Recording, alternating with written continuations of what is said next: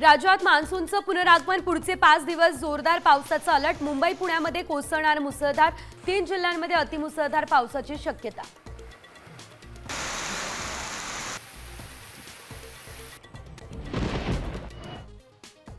लोकलमधली गर्दी टाळण्यासाठी सरकारी कार्यालयाच्या वेळा बदलण्याचा विचार, सार्वजनिक वाहतुकीची क्षमता वाढवण्याचा प्रयत्न, फडणवीसांची ही माहिती।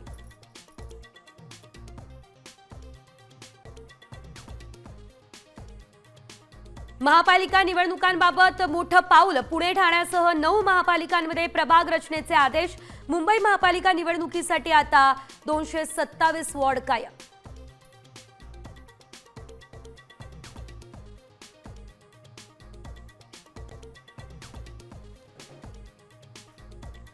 पीओपी गणेश मूर्तींना विसर्जनासाठी फडणवीस सरकार नवीन धोरण आणणार, गणेशोत्सव मंडळांना उंच पीओपी गणेश मूर्तींची प्राणप्रतिष्ठापना करता येणार, सूत्रांची माहिती।